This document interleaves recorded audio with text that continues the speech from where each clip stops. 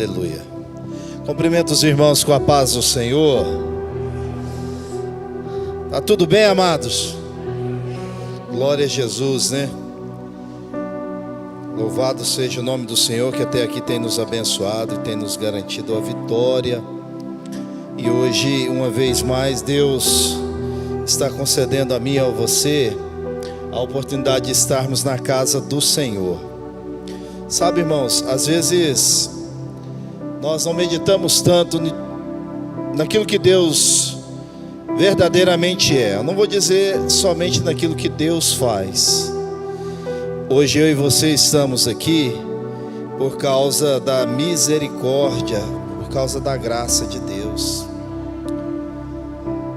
É duro ver a realidade em que a humanidade se encontra, humanidade essa da qual nós fazemos parte, mas temos que estar num estado de consciência e entender que Deus está governando tudo, está na nossa vida.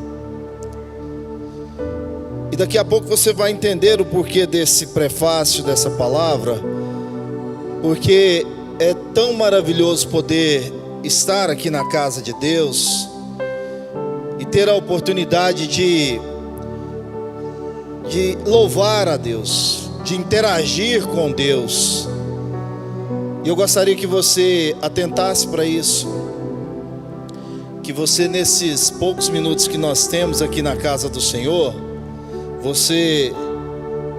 já tivemos um período de louvor, palavra, leitura bíblica, mas que você se entregasse totalmente a esse Deus e deixar Deus te visitar uma vez mais. Deus, Ele não é invasor, não é? Diz: eis que estou à porta e bato. Se você abrir, eu vou entrar e vou cear com você, e você vai cear comigo. Então isso fala de uma entrega também, de uma liberdade para essa ação do Espírito de Deus nas nossas vidas. Vamos ler em Gênesis 45, Gênesis capítulo 45. Você pode permanecer assentado. Glória a Jesus. Louvado seja o nome do Senhor. Gênesis capítulo 45. Isso.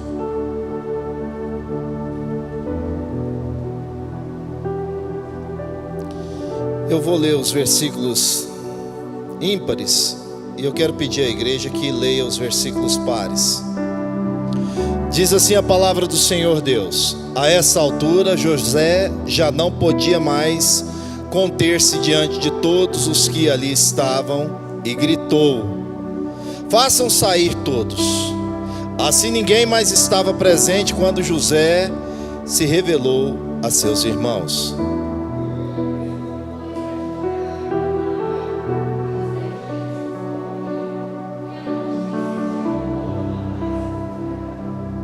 Volte um pouquinho mais forte. Lê, olha o que José fez. Vamos lá. E ele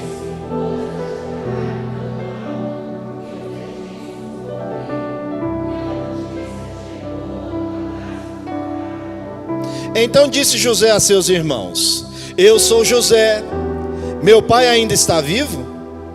Mas só um pouquinho. Mas os seus irmãos ficaram tão pasmados diante dele que não conseguiram responder-lhe.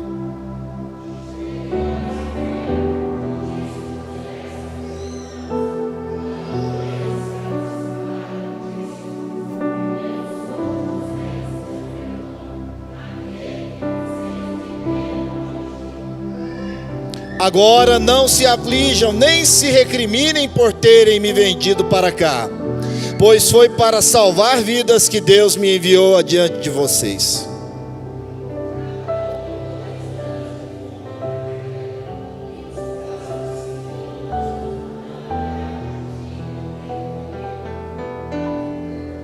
Mas Deus me enviou à frente de vocês para lhes preservar um remanescente nesta terra e para salvar-lhes a vida com grande livramento.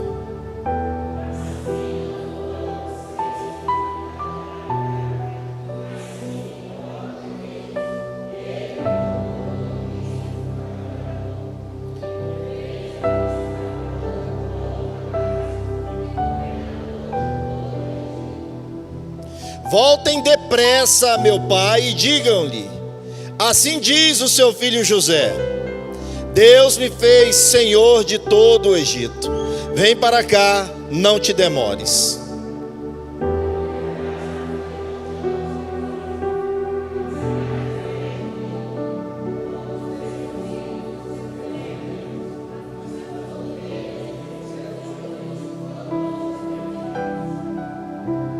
Eu te sustentarei ali, porque ainda haverá 5 anos de fome. Do contrário, tu, a tua família e todos os teus rebanhos acabarão na miséria.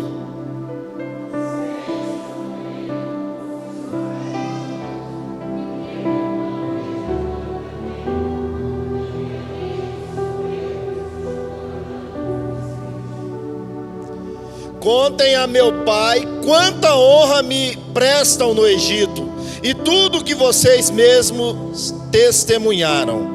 E tragam meu pai para cá depressa.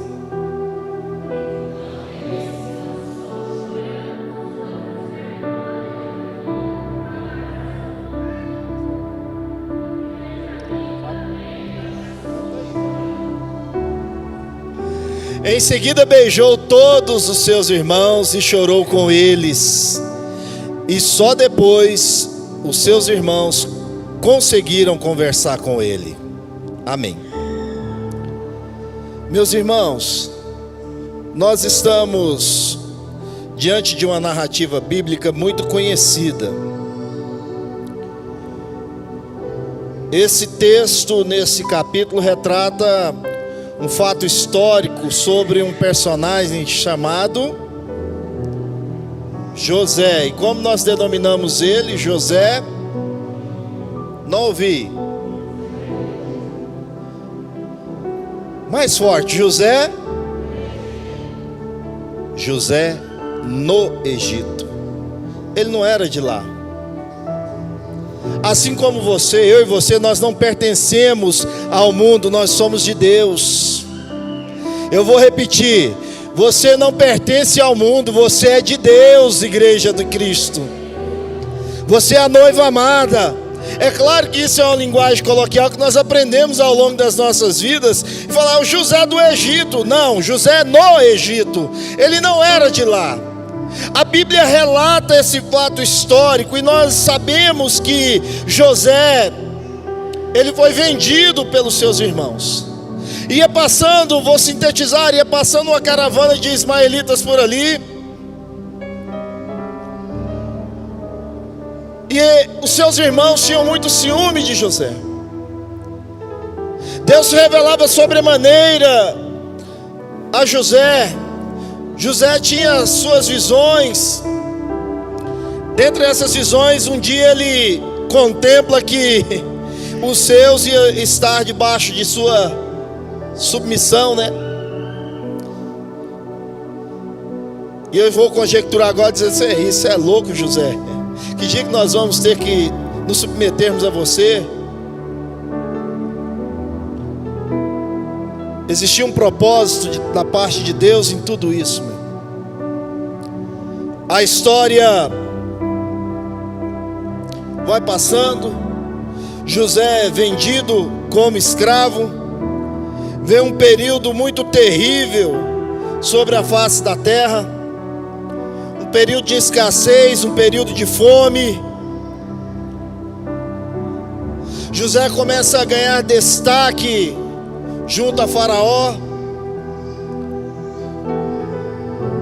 Em contrapartida, no seio da sua família, José já era dado como morto. Um sofrimento intenso do pai de José. Mas Deus estava trabalhando naquela situação. Esse período chega. Deus usa José em várias circunstâncias e condições.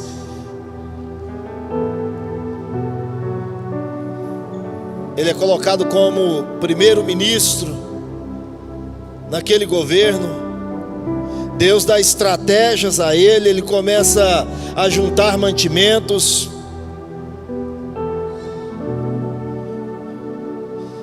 Agora que estou percebendo, não foi avisado, as crianças então estão indo para a salinha, né? Se tiver mais alguma, pai, envie sua criança, está saindo ali com as professoras, para a salinha, por gentileza. Então, há um certo momento, quando a fome aperta muito, e todos estavam sendo assolados, a família de José tem a notícia e a informação que havia mantimentos lá no Egito, e vão ao Egito. E agora nós chegamos diante do texto que nós acabamos de ler. E aqui eu digo, é o momento da verdade. Aqui é o momento em que as coisas vão ser colocadas às claras. É o tete a tete. É o momento de pôr tudo na mesa. E eu penso que é uma situação tão difícil, mas José estava trabalhando com seus irmãos. E ao mesmo tempo em que José está nessa condição, ele tem um olhar de compaixão. Eu estava estudando mais minha esposa sobre algumas questões, conversando, batendo papo sobre algumas questões bíblicas, na verdade. E a gente estava fazendo uma análise sobre o que é empatia. Às vezes a gente usa tanto esse termo, né? Ciclano teve empatia com o outro, não é? E ao conversarmos sobre isso, depois nós chegamos nesse termo aqui, compaixão. Empatia é colocar-se no lugar do outro, é entender a dor do outro, é compreender, é até ser solícito ao outro. Mas a compaixão é sentir o que o outro sente, é algo mais elevado, mais profundo. E aí até me remete ao texto que Jesus foi movido de íntima compaixão. Jesus estava sentindo aquilo que aquela pessoa estava sentindo. E quando eu olho para o texto bíblico e aí aplico essa condição às nossas vidas, meu irmão, é quando Jesus está movido de íntima compaixão por você. Jesus está sentindo a sua dor, Jesus está sentindo o seu sofrimento, Jesus está sentindo a agonia que você está passando. Mas sobretudo, Ele vem para livrar, abençoar, te proteger, te guardar e te fazer triunfar. Isso é algo que nos chama muita atenção. Entender que a compaixão está ali posta. José, nesse momento, se coloca nesse lugar de compaixão. Ele queria verdadeiramente ver se os irmãos tinham mudado. Eu estou fazendo uma analogia, estou aplicando a nós. Muitas vezes Jesus está esperando ver a nossa mudança. Você sabia disso? Muitas vezes Jesus está esperando ver a nossa atitude, a nossa maneira de se comportar, a nossa maneira de reagir, a nossa maneira de falar. Ainda que Ele saiba de todas as coisas, ainda que Ele veja, contemple tudo, porque a presciência, eu já disse sobre isso, a onisciência, a presciência de Deus faz com que Ele saiba de todas as coisas, mas Ele nos dá a oportunidade de nós mostrarmos que nós mudamos, que hoje nós somos diferentes, que hoje nós temos atitudes diferentes, e que nós não agimos mais como agia antes. Agora nós somos novas criaturas, e o Espírito de Deus habita em nós, e é isso que produz transformação. Eu penso que para os irmãos de José é um momento tenso, não é? É um momento tenso. Sabe por quê? Porque agora eles estão diante, naquele momento que ele se dá a conhecer, no primeiro momento eles estão diante de quem? Eles estão diante do primeiro-ministro, eles estão diante do governante, daquele que detinha toda a autoridade, para mandá-los para a prisão, para mandar até matar, se quisesse. Ele podia. Eles estavam diante do governante, da autoridade. A Bíblia diz, por isso eu pedi para os irmãos repetirem o versículo de número 2, a Bíblia diz que José chorou, e chorou muito, irmão, a ponto de todos ouvirem e aquilo chegar até no palácio de Faraó. Olha, José está lá chorando demais. Há momentos na nossa vida que nós choramos, irmão. Há momentos que nós gritamos, gememos, e parece que ninguém está escutando, mas Deus está ouvindo o seu choro, e Ele virá para te livrar, meu irmão. Sabe, parece que estamos sozinhos. Agora há pouco a missionária disse assim: você sabe, é quando é colocado ali os bois lado a lado, né? É colocado uma canga, um peso, aquilo para direcionar, mas nunca está só, não é? Deus está sempre conosco. Na adversidade Deus está lá, na hora da angústia Deus está lá, na hora da situação adversa Deus está lá. Se a enfermidade chega, Ele é o Jeová Rafa, o Deus que sara, o Deus que cura. Existe um propósito de Deus. A gente precisa entender isso, não é? Há um momento certo e oportuno. Nesse primeiro momento eles estão diante de uma autoridade, e no momento seguinte, logo ali, eles estão diante do seu irmão. Já pensou? Que mudança de status, que mudança. Ao mesmo tempo, eu digo que era um momento tenso, porque aí eles se deparam com José. Ele diz: olha, sou eu. E eu penso ao ler o texto, e sou eu pensando, se eles ficaram com tanta alegria ou com mais medo. Porque há 22 anos atrás eles tiveram uma atitude, por egoísmo, por vaidade, por orgulho. Sabe, quando essas coisas vão chegando na vida da gente, a gente precisa ter cuidado, e a gente é cercado por isso. Há 22 anos atrás, eu penso que passa um filme na cabeça dos irmãos de José. Há 22 anos atrás ele tinha sido vendido como escravo, e agora eles estão diante de José. José levanta sua voz com choro e diz: eu sou José. E José deriva da raiz o nome Yeshua, que é Jesus. Jesus, José, Josué, tudo da mesma raiz. Então, assemelhando isso, é um tipo de Cristo, posso dizer. E você vê na essência de José a compaixão, porque ele diz: olha, vocês chegaram aqui, eu sou José, mas não temas, venha para perto de mim. A atitude de José é trazê-los para si. E talvez alguns possam pensar que era só por causa da escassez, da fome.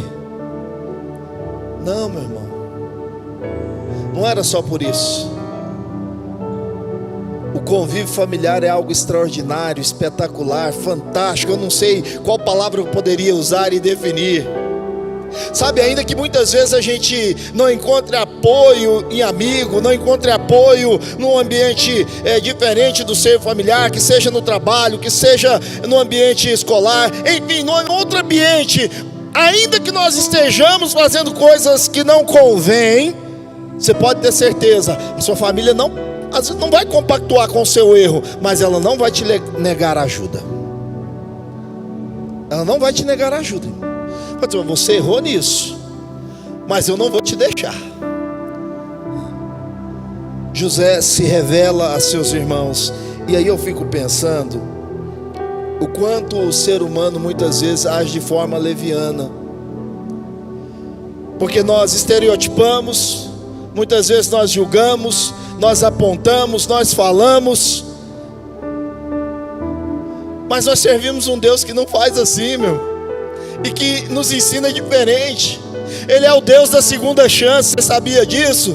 Porque senão nós não estaríamos aqui hoje. Eu errei um dia, eu falhei um dia, você também fez isso, mas Deus nos deu a segunda chance, e por isso nós estamos aqui no dia de hoje. essa misericórdia, essa compaixão que tem nos alcançado. José queria os seus perto de si. Ele disse: olha, eu preciso que vocês venham e tragam meu pai. E o texto bíblico diz: depressa. Isso nos denota que está falando de algo tão importante que se chama graça. É o aprendizado da graça que nós vemos nesse texto aqui. É algo que, se nós olharmos de forma natural, era isso que os irmãos de José deveriam receber, irmãos. Veja, eu estou colocando de forma natural. Era isso que os irmãos de José deveriam receber: um apoio, um lugar para morar, comida, carinho. Não foi isso que eles deram. Não foi essa a atitude. E é por isso que o texto, outra parte do texto bíblico diz assim: se Deus fosse nos dar o pago segundo o que nós merecemos, meu irmão, eu digo para você, nós não estaríamos aqui nesta noite. Mas essa misericórdia, eu vou repetir, essa misericórdia tem te alcançado, tem nos alcançado, e nós estamos aqui para dar glória a Deus, aleluia. Não era isso. Então, no texto bíblico, no versículo 1 até o versículo 4, você vê uma lição de José a seus irmãos, é chamada lição da revelação. E nós precisamos atentar para isso, porque às vezes as nossas coisas estão encobertas, mas para Deus está tudo revelado. José sabia quem eram os seus irmãos, sim ou não, igreja? Sim ou não, igreja? Sabia. Mas seus irmãos não sabiam quem era José. Enquanto José não se revelou, eles não sabiam. E pode ter passado, eu penso, literalmente, tantas coisas na cabeça de José.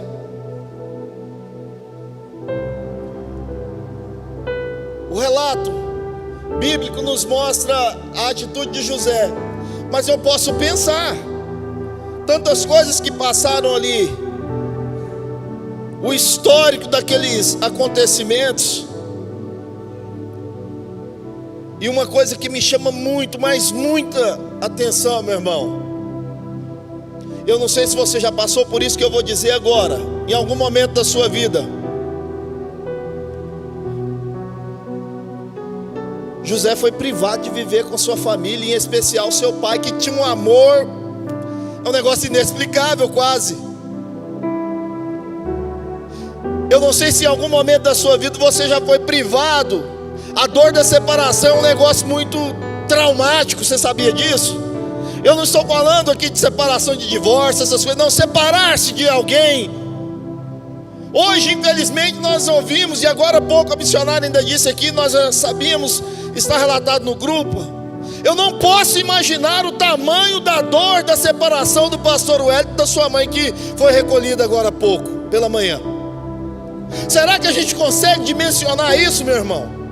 É disso que eu estou falando. A dor da separação é muito traumática. Antes de vir para cá, eu fui numa reunião familiar ali agora há pouco. Eu tenho uma sobrinha e ela está gestante. E ela nos fez um convite.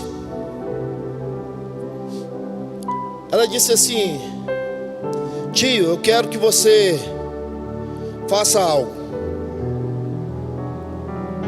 Eu disse: o quê? Eu quero te fazer um convite, mas é um convite que para mim tem tanto significado, tem tanta representatividade, é algo tão profundo para mim. Eu falei: pode dizer. Eu quero que você seja o avô dessa criança. Aquilo me tocou profundamente. Ela não me disse isso hoje. Eu fui lá porque hoje era revelação, saber o sexo. Mas aquilo naquele momento me tocou tão profundamente. Há quase 3 anos meu cunhado infartou. Um infarto foi fulminante. e ele faleceu. E agora há pouco, ao falar sobre isso, ela começou a chorar. A dor da separação está ainda intensa na vida dela. Eu não vou substituir meu cunhado, não é isso. É representatividade. E eu fico olhando para isso, e às vezes são coisas que às vezes a gente não para pensar, né? A gente vive uma vida de uma maneira que parece que a gente está ficando cauterizado acerca das coisas de Deus. Parece que os compromissos diários, as tantas coisas, os tantos afazeres, a vida cotidiana, o esfriamento espiritual tem causado nas pessoas um distanciamento, uma separação para com o nosso Deus. E isso é muito ruim, meu irmão. E nessa situação aqui eu faço uma analogia falando do José viver longe do seu pai. É a representatividade de que um filho não pode viver longe do seu Senhor. Nós não podemos estar distanciados de Deus. É Deus que nos protege, que nos guarda, nos abençoa, nos acalenta. É Deus quem está conosco, meu irmão. Sabe, existem coisas mais importantes nas nossas vidas do que simplesmente coisas que às vezes nós estamos buscando aí, que são coisas naturais. Isso vai passar. Mas pense na vida eterna. Pense na proximidade. Pense na união familiar. Quanto Deus valoriza isso. Não à toa foi o primeiro projeto de Deus, meu irmão. Instituição familiar, não é? Não foi à toa que Deus fez isso. Não foi por acaso. Não é bom que o homem esteja só, far-lhe-ei um adjuntor, uma auxiliadora. E começa a constituição familiar. José agora, diante dos seus irmãos, se revela. E isso tem um significado profundo. Mas eu faço esse parênteses para falar sobre a dor dessa separação. Não se separe de Deus, meu irmão. Preste atenção no que eu disse. Não se separe de Deus, porque Deus não está separando de você. A Bíblia diz que são os nossos pecados que fazem o quê? Essa distância, essa separação entre nós e o nosso Deus. Não é Deus que se separa de nós. Muitas vezes nós que nos separamos de Deus. E Deus está chamando eu e você nessa noite para a renovação de aliança. É isso que Deus está fazendo, está convidando-nos a uma renovação de aliança, uma renovação de compromisso. Eu acho que já disse isso, mas vou repetir. Se você, especialmente você que é casado, ou você que já tem um compromisso, e olhar a sua aliança, você não vai ver o local de emenda. Ela não tem local de início e nem de fim. Ela mostra que é uma aliança. Existe uma aliança entre você e o seu Deus, entre nós e o nosso Deus. Ela nos mostra que Deus é fiel e tem compromisso para conosco. Então tenhamos compromisso para com Ele. Isso fala de entrega. José poderia se manter no escuro, no silêncio, sim ou não, irmão? José poderia se manter em silêncio? Poderia. Ele poderia ficar escondido ali. Ele poderia ter julgado seus irmãos. Ele poderia ter uma postura, uma atitude diferente. Poderia fazer todas essas coisas. Mas qual foi a escolha de José? Abrir os olhos deles, orientá-los. Sabe por que a gente vem aqui na casa do Senhor? É para que nós recebamos da palavra do Senhor, da parte de Deus, e isso que vem da parte de Deus, ensinamentos para que nossos olhos sejam abertos, para que consigamos, ainda estando aqui, viver nessa terra, mas de maneira que agrade ao Senhor, agrade o seu Santo Espírito. Irmãos, eu não sou perfeito, nós não somos, mas o querer andar em sintonia com a palavra de Deus nos fará triunfar e alcançar vitória. É isso, é disso que nós estamos falando. Sabe, às vezes a gente está esperando. Hoje pela manhã na escola dominical eu vi aqui o evangelista Daniel falando sobre essa questão de ministrar. E muitas vezes as pessoas estão esperando que cheguem à casa do Senhor e haja uma distribuição de chaves, né? O Deus que só quer dar bênção, que só quer dar casa, só quer dar carro, Não, Deus quer que você seja alcançado pela salvação em Cristo Jesus. Isso é muito mais importante. Estou dizendo que é ruim receber coisas desse sentido. Estou esperando, inclusive, eu quero receber. Mas eu quero primeiro ter essa convicção de que, e entender que Deus está no controle de tudo. A Bíblia diz assim, lá em Mateus: buscai, pois, em primeiro lugar o seu reino e a sua justiça, as demais coisas ou essas coisas vão ser acrescentadas na sua vida. É muito bom ter essas coisas, mas não é tudo. Tudo é ter Jesus. E alguém pode dizer: mas pastor, é uma loucura esses negócios que vocês falam, porque eu conheço uma pessoa que serve a Deus e eu vejo a condição dela. Ela está lá numa condição muito difícil e fala que está bom porque tem Jesus. Meu irmão, aqueles que creem em Cristo Jesus entendem que a vida vai continuar lá no céu, na glória celestial, meu irmão. Não é só aqui não.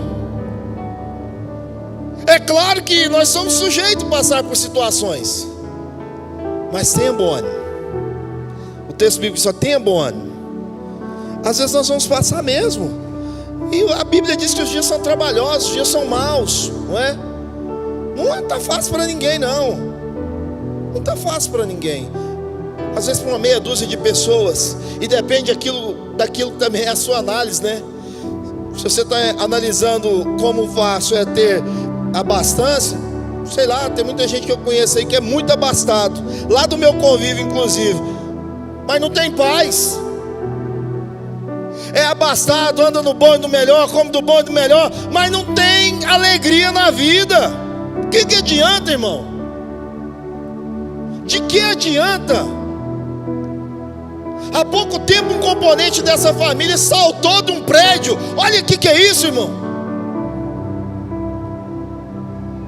A gente precisa ter a convicção e parar com essa ideia de que eu só preciso. Não, eu preciso é de Cristo na minha vida, é da graça de Deus, é da intervenção de Deus, e as outras coisas Ele vai acrescentar no tempo dEle. Às vezes a gente não está esperando ouvir isso, né? Nem eu, né? Mas é assim. Na escolha de José, você vê que José se assemelha a Cristo. Ele preferiu o quê? Ter compaixão. Ele preferiu ensinar. Ele preferiu orientar.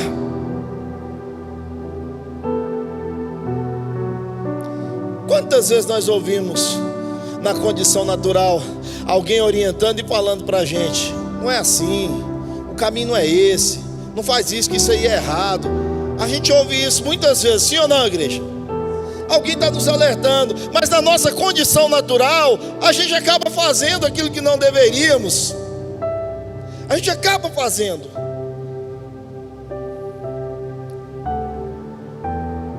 E isso vai fazendo essa separação que eu estava dizendo. Não por menos, quando vamos participar da ceia do Senhor, o texto lá em Coríntios nos traz uma reflexão. Analise, pois, o homem a si mesmo, e só depois coma e beba do cálice. Por isso, ou seja, quando nós não fazemos análise, quando nós não paramos, a Bíblia lá diz assim: por isso há entre vós muitos fracos e doentes, e muitos que já dormem. Não é simplesmente vir aqui à casa do Senhor, meu irmão, e parece que nada está acontecendo na nossa vida. Infelizmente eu já ouvi gente dizer isso. Parece que não estou sentindo nada, parece que não está acontecendo nada. Eu sei lá se vale a pena servir esse Deus. Ei, pare com isso, entregue-se ao Senhor, Ele irá mudar a sua história. Mas eu preciso me entregar. Isso fala de renúncia.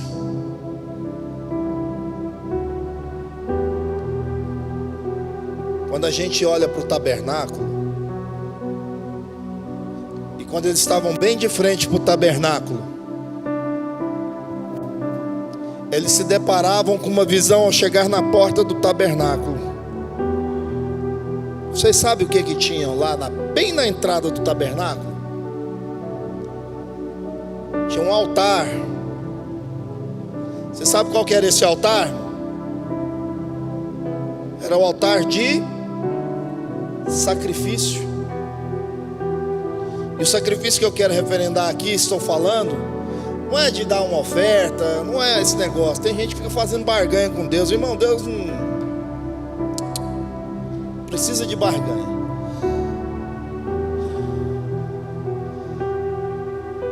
Aquilo ali sacrificava. E a simbologia aqui que eu quero aplicar é de que deveria morrer para o pecado, morrer para as coisas que nos afastam da presença de Deus. É isso que eu estou dizendo aqui a você. Nós precisamos morrer para aquilo que nos afasta da presença de Deus. Hoje é dia oportuno de sacrificar. Hoje é um momento de sacrificar. E aí eu olho para esse texto e vendo essa pedagogia da graça sendo aplicada, Deus usando de José para tratar com seus irmãos, fazendo eles entender que precisava sacrificar, eles precisavam morrer. Eles estavam carregando um fardo, uma culpa, há 22 anos, irmão, com aquilo nas costas. Pensa, como que aqueles homens olhavam para o pai? Você já parou para pensar sobre isso? O sofrimento daquele homem. E eles sabendo que eles estavam dando causa àquilo e não punha fim naquilo. Muitas vezes a gente vai alimentando alguma coisa que está nos afastando de Deus. A gente está sabendo que é aquilo, entende que é aquilo, compreende que é aquilo. As coisas começam a não dar certo na nossa vida e a gente sabe o porquê. Isso é que é terrível, irmão. A gente sabe o porquê e não põe fim naquilo. Você já viu isso? Não toma uma atitude, não tem uma atitude diante de Deus, irmão. Deus hoje está chamando-nos a tomada de atitude. Se eu sei que aquilo vai me prejudicar, se eu sei que aquilo não é certo, tome uma atitude. Conversão significa mudar de direção. Então nós precisamos nos converter.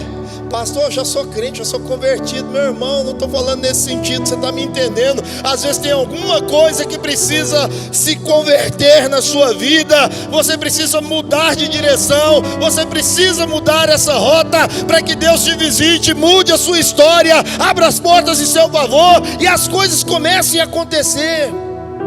Sabe, às vezes a gente faz as mesmas coisas e quer um resultado diferente. Você já viu isso? Não tem jeito, não tem como. Se eu fizer as mesmas coisas que eu já venho fazendo, o resultado vai ser o mesmo. Amém, igreja? Você está me entendendo? Se eu fizer as mesmas coisas, o resultado é o mesmo. Se eu não oro, se eu não busco a Deus, se eu não busco comunhão, se eu não estou na presença, o resultado vai ser o que eu já estou obtendo agora. Mas se eu mudar, aqueles que de madrugada me buscam, esses me acham, diz o texto bíblico. Buscar e permanecer, e eu continue buscando o Senhor. É o que diz o texto bíblico. Deus está nos chamando. Olha, veja, Deus está sempre nos chamando a um relacionamento. O que me chama a atenção é que Deus sempre quer se relacionar. E isso é tão legal, relacionar-se com Deus, porque isso, quanto mais o relacionamento vai aprofundando, vai ganhando mais intimidade, não é assim? Quanto mais o relacionamento vai ficando estreitado, mais intimidade, mais conhecer um do outro a gente passa a conhecer. Não é assim? Olhe para o relacionamento que você tem, que seja com qualquer pessoa da sua família, que seja o relacionamento de marido e mulher, que seja o relacionamento com pais e filhos, irmãos e irmãs. Quanto mais você começa a se relacionar com a pessoa, mais você conhece ela, melhor fica, mais você tem intimidade. É assim com Deus. É assim. Isso é tão bom. Isso é amor. E Deus quer derramar amor sobre as nossas vidas.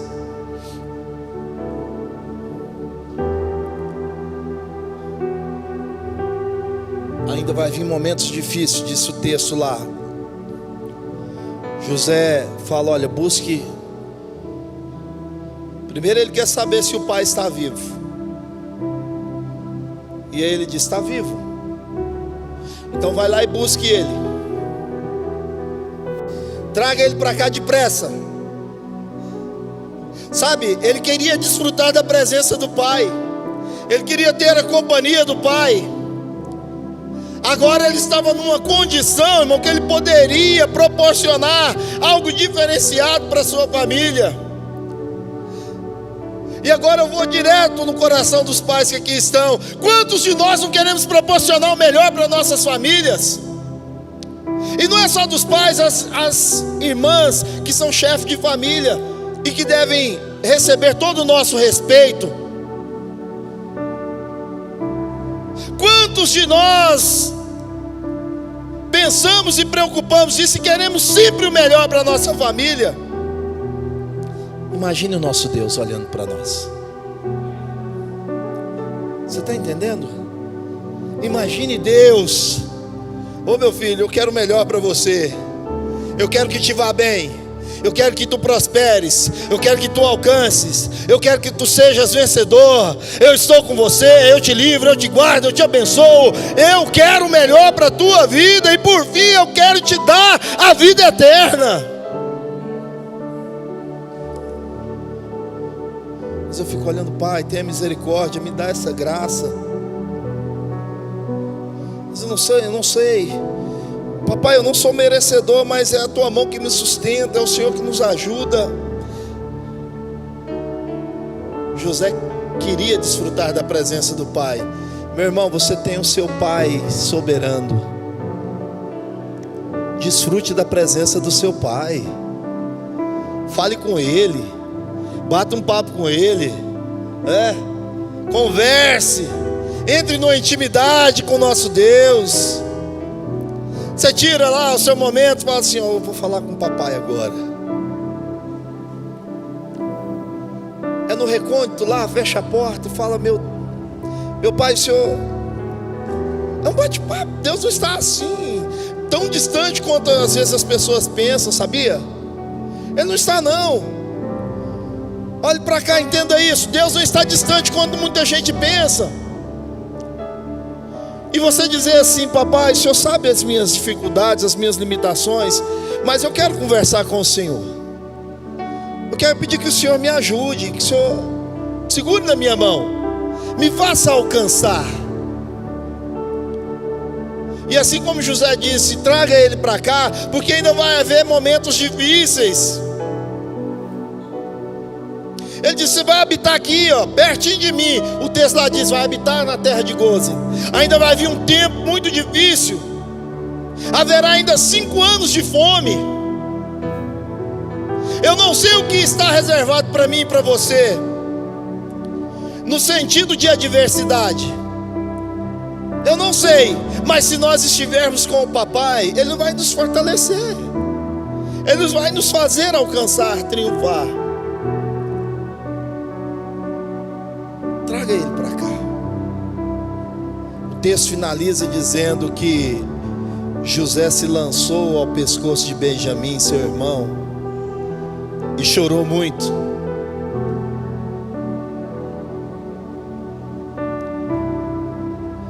E Benjamim ao de José e também chorou. Eu não sei há quanto tempo você não chora para Jesus, mas eu sei que quem chora para Deus tem resposta. Quem chora, vou repetir, quem chora para Deus tem resposta. Conte para Ele, meu irmão. Fale com Ele, aproxime-se desse Deus, não é? Deixe Deus realmente visitar você, mudar a sua história. Você vê Deus agindo aqui, restituindo um núcleo familiar. Se você transcorrer o texto, eles foram habitar lá, viveram lá, tiveram na companhia do pai, a restituição familiar se concretizou. Deus abençoou eles. Essa escola da graça promoveu uma mudança muito grande na vida daquelas pessoas. E é isso que Deus quer fazer conosco. Promover uma mudança muito grande na nossa vida. Mudar a nossa história. Não é? O pastor Antônio disse aqui agora há pouco. Quando as adversidades chegam, a enfermidade chega, aí que é a hora difícil, né? É a hora da gente ver como que as pessoas, como nós vamos nos comportar diante de Deus. Mas Deus pode mudar a nossa história, irmão, se nós confiarmos e nos entregarmos literalmente a Ele. Assim como Ele nos mostra nesse texto, a nossa história será modificada pela ação de Deus. Me parece que a maioria dos irmãos que aqui estão, já estão meio que juntos no núcleo familiar. Mas se não tiver, eu gostaria de pedir você, se você está um pouco distante do seu familiar, aproxime-se dele aí. Aproxime-se do seu familiar. Se ele estiver aqui, sente junto com ele.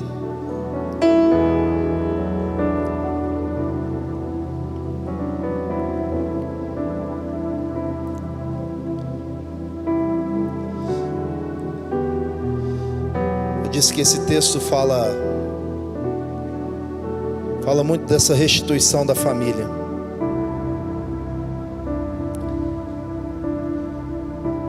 Algo que aconteceu no passado lá na família de José trouxe um problema muito grande para eles, né?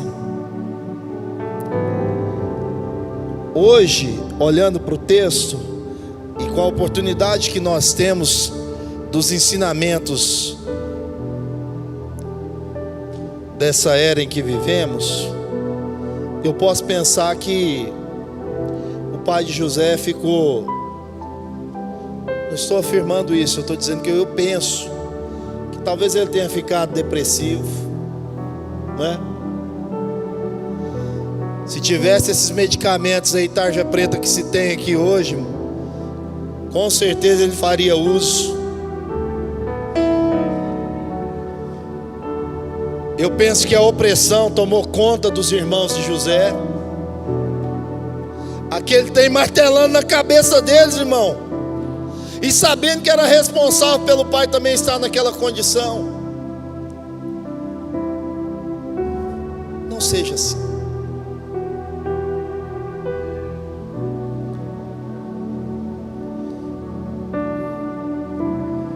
Pensa a circunstância, uma família que ficou dilacerada.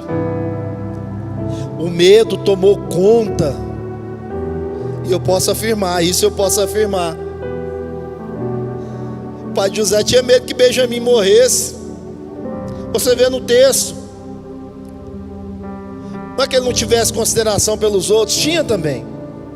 Mas o medo agora toma conta, faz parte daquele ambiente. Quando nos sentimos inseguros, quando nos sentimos distanciados de Deus, essa insegurança, essas coisas, essas doenças emocionais começam a provocar medo na vida das pessoas. E nós não podemos viver refém do medo. Nós não podemos viver assim. E para não vivermos assim, temos que nos entregar a Deus e deixar que Ele promova essa mudança, que Ele promova essa situação de conversão na nossa vida, para que a gente mude de atitude, mude a nossa direção e andemos em direção àquilo que é a proposta de Deus para a nossa vida.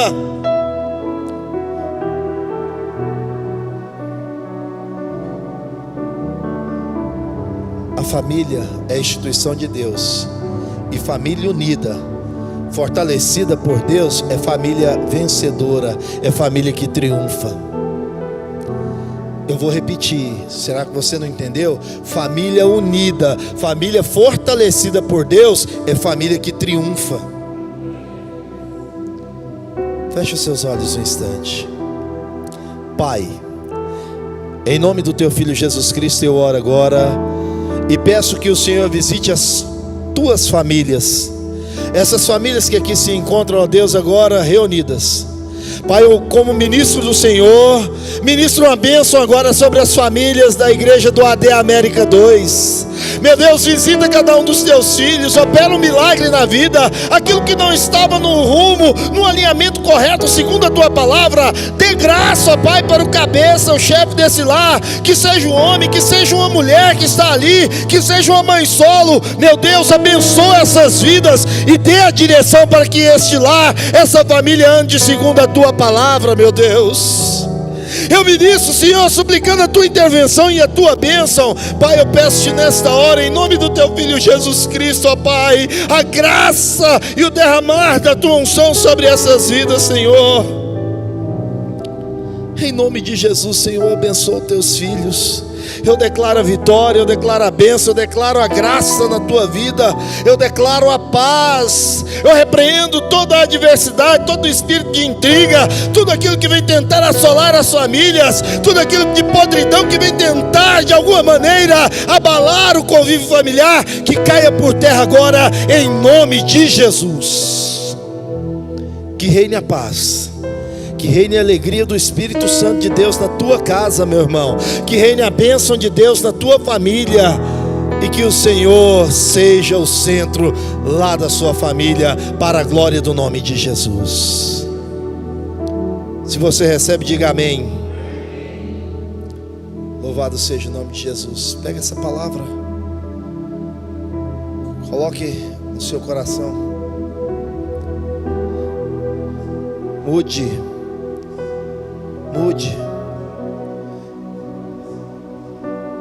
Lembre do convívio.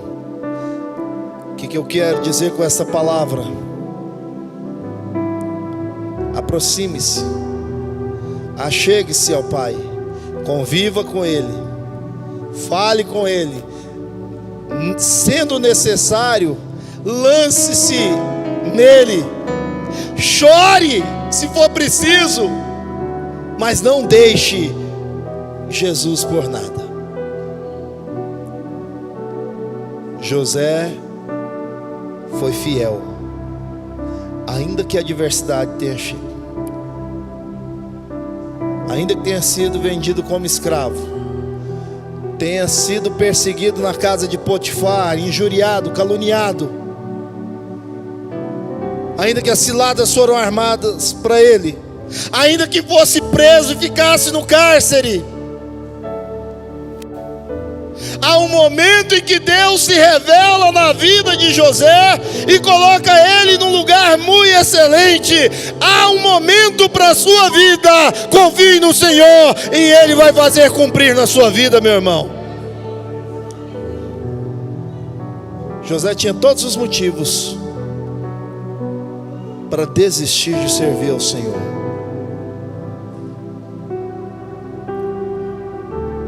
Mas ele não desistiu, sabe por quê? Porque José tinha um chamado. Você tem um chamado da parte de Deus. Projete aí, meu filho, eu tenho um chamado. José tinha um chamado. Ele não desistiu do chamado. Ele executou o chamado.